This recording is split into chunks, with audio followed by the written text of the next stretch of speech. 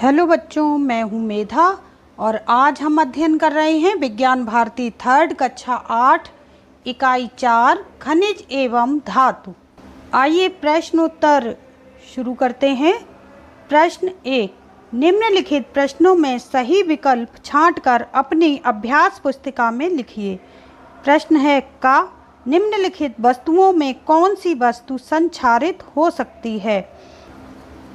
Option है आ लकड़ी की मेज, ब स्टील की कुर्सी, सा खुले स्थान पर रखी लोहे की छड़। तो जो लोहा होता है वो नमी एब्जॉर्ब करके उसमें जंग लग जाती है और उसका क्षरण होने लगता है। द लेपित लोहे की छड़, अगर हम लोहे की छड़ पर पेंट कर देंगे या लेप लगा देंगे तो वह जंग नहीं पकड़ेगी, इसीलिए खुले स्थान पर रखी लोहे की छड़ ये संक्षारित हो जाएगी, यानी इसका क्षरण हो जाएगा। तो हम जाएंगे ऑप्शन नंबर सा के साथ। अगला है प्रश्न नंबर खा, बॉक्साइट किसका अयस्क है। ऑप्शन है आ सोडियम, ब लोहा, सा एल्युमिनियम, द कॉपर। तो बॉक्साइट का अयस्क होता है एल्यूमिनियम। तो हम जाएंगे ऑप्शन नंबर सा के साथ। अगला है प्रश्न नंबर 2, रिक्त स्थानों की पूर्ति कीजिए। प्रश्न है का सोडियम धातु को डैश रखते हैं। तो सोडियम धातु को रखते हैं किसमें, मिट्टी के तेल में। तो हम रिक्त स्थान भरेंगे मिट्टी के तेल में, जिससे कि सोडियम धातु एक ऐसा धातु है जो कि वातावरण से नमी एब्जॉर्ब करके और विस्फोट होने का इससे डर रहता है, इसीलिए इसको मिट्टी के तेल में रखते हैं ताकि ये वातावरण से नमी एब्जॉर्ब ना कर पाए। अगला है प्रश्न नंबर खा, जंग लगने के लिए डैश तथा डैश आवश्यक है।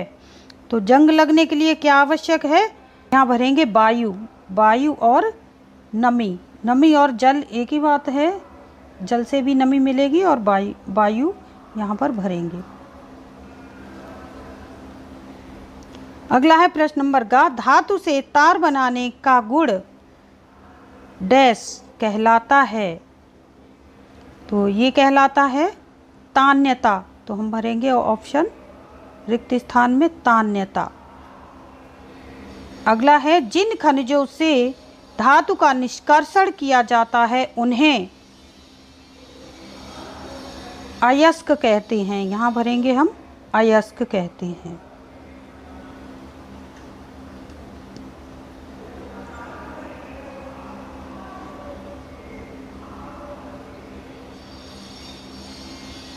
गलत कलर यहाँ पर ले लिया था मैंने। अगला प्रश्न है निम्नलिखित कथनों में सही कथन पर सही और गलत कथन पर गलत का चिन्ह लगाइए। प्रश्न नंबर है का हीरा कार्बन का रूप है। तो हम जानते हैं हीरा सबसे कठोर वस्तु है और यह कार्बन का एक रूप होता है। तो हम लगाएंगे सही। अगला है खा, हेमेटाइट एल्युमिनियम का अयस्क है। पीछे हमने पढ़ा था कि बॉक्साइट एल्युमिनियम का अयस्क होता है, ना कि हेमेटाइट। तो हम लगाएंगे गलत। अगला है गा, धातु ऑक्सीजन से अभिक्रिया करके धातु ऑक्साइड बनाते हैं। ये बिल्कुल सही है।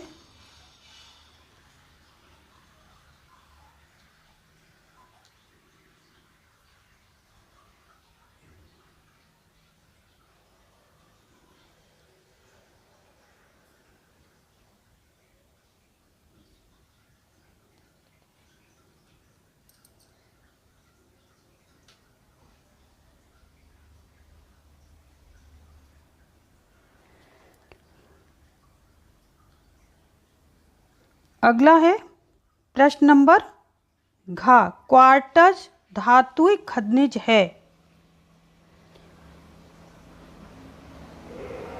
यह बिल्कुल गलत ऑप्शन है, धातु खनिज नहीं होते हैं क्वार्ट्ज। अगला है ड, संगमरमर चूने के पत्थर से बनता है। ये सही है, संगमरमर चूने के पत्थर से बनता है।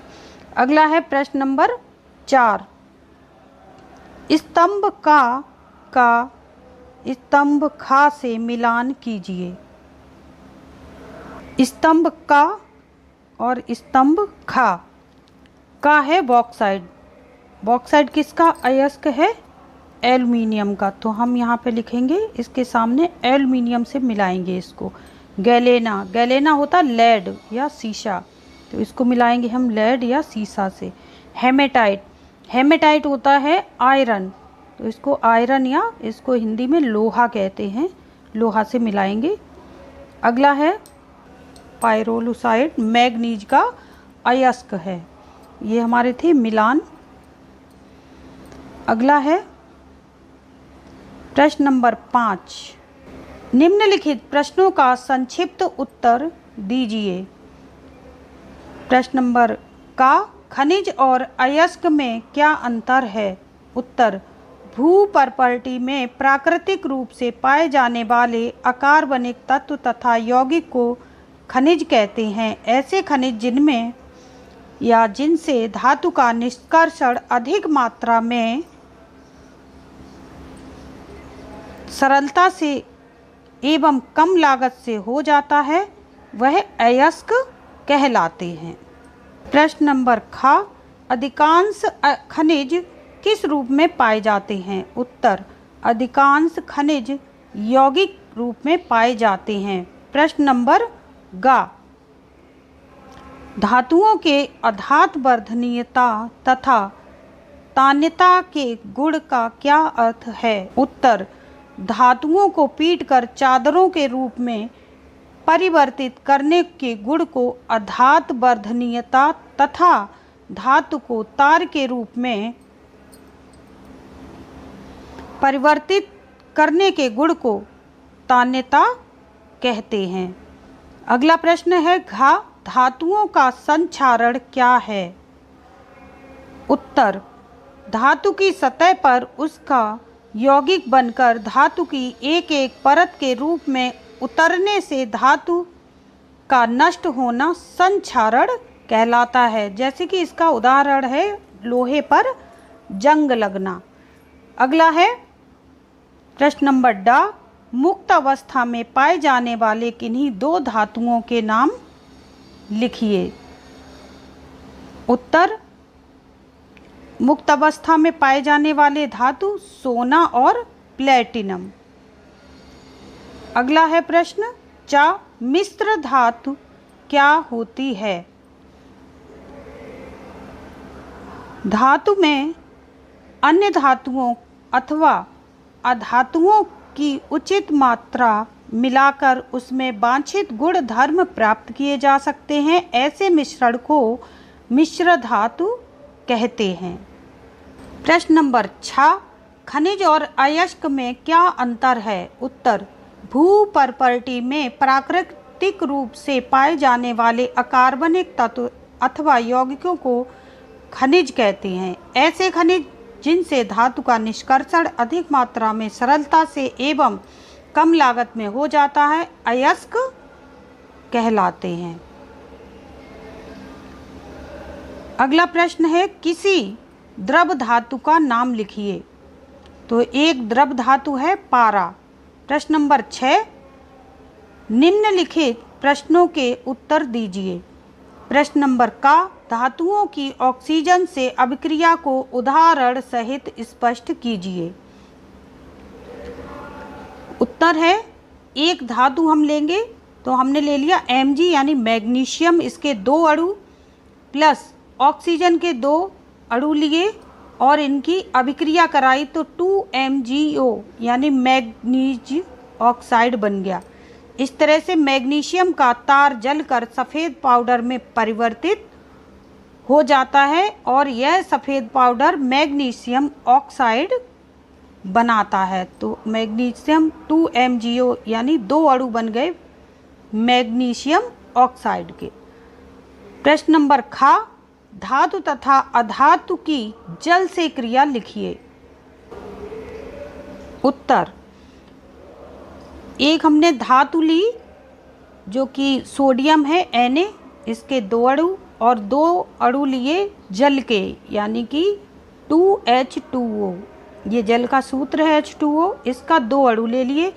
ये इन दोनों की अभिक्रिया कराई तो क्या बना 2NaOH यानी सोडियम हाइड्रोक्साइड के 2 अणु प्लस ये गैस ऑक्सीजन गैस जिसको एरो से हम ऊपर की तरफ दिखाते हैं, ये हाइड्रोजन गैस निकली। अधातुओं की सामान्य ताप पर कोई क्रिया नहीं होती है। प्रश्न नंबर ग, लोहा, तांबा, सोने के अयस्क देश में कहाँ पाए जाते हैं? उत्तर, लोहा बिहार में, तांबा आंध्र प्रदेश में और सोना कर्नाटक में अधिक मात्रा में पाया जाता है। अगला है प्रश्न घ, धातुओं की ऑक्सीजन के साथ अभिक्रिया को 2 उदाहरण द्वारा स्पष्ट कीजिए। उदाहरण है, उत्तर है 2Mg + O2, इसकी अभिक्रिया हुई तो बना 2MgO manganese oxide, magnesium oxide. अगला है 4Na यानी कि 4 अणु सोडियम के 1 अणु ऑक्सीजन का जब अभिक्रिया करवाएंगे तो बनेंगे 2Na2O। प्रश्न नंबर अगला है डा, सोडियम धातु का जल तथा ऑक्सीजन से क्रिया का रासायनिक समीकरण लिखिए। तो सोडियम धातु होती है Na के 2 अणु लिए हमने प्लस 2H2O यानी जल से क्रिया करानी है सोडियम की, तो जल का ये 2 मॉलिक्यूल लिए और इनकी जब क्रिया कराई तो 2NaOH यानी सोडियम हाइड्रोक्साइड के 2 अणु प्लस ये हमारा हाइड्रोजन गैस बना जो को तीर द्वारा ऊपर की तरफ दर्शाएंगे। अगला है एक और उदाहरण इसका 4Na + O2, एक बार जल से क्रिया कराई और अब हम कराएंगे ऑक्सीजन से क्रिया, गैस से, ये द्रव से और ये गैस से, तो क्या बना 2Na2O। अगला है प्रश्न नंबर 4, धातु तथा अधातु में अंतर लिखिए, अंतर स्पष्ट कीजिए। उत्तर, धातुएं ऊष्मा की सुचालक होती हैं तथा सामान्य ताप पर जल से क्रिया करके H2 गैस निकालती हैं, जबकि अधातुएं ऊष्मा की कुचालक होती हैं और सामान्य ताप पर जल से क्रिया नहीं करती हैं। प्रश्न नंबर है 6, धातु के संक्षारण की रोकथाम के लिए अपनाई जाने वाली विभिन्न विधियों का वर्णन कीजिए। उत्तर है विभिन्न विधियां निम्नलिखित हैं, इसकी हेडिंग लिखेंगे यहाँ पर और इसको लॉन्ग क्वेश्चन करना है तो इसी में आप 2-2 लाइनें लिख सकते हो। नंबर 1, संक्षारण से बचाने के लिए क्या क्या उपाय करेंगे? नंबर 1, पेंट का लेप चढ़ाकर। नंबर 2, ग्रीस या तेल लगाकर। नंबर 3, गैल्वनीकरण या धातु चढ़ाकर। नंबर 4, विद्युत लेपन कर। नंबर 5, मिश्र धातु बनाकर। अगला है प्रश्न नंबर जा, तवे के हैंडल में लकड़ी लगी होती है, क्यों लगी होती है? तो उत्तर है लकड़ी ताप की कुचालक होती है जिससे तवे की ऊष्मा हमारे हाथों तक नहीं पहुंचती और हाथ नहीं जलता है। जब हम रोटी बनाते हैं या कुछ गर्म करते हैं तो हमारे हाथ नहीं जलेंगे, इसीलिए तवे के हैंडल में लकड़ी लगी होती है।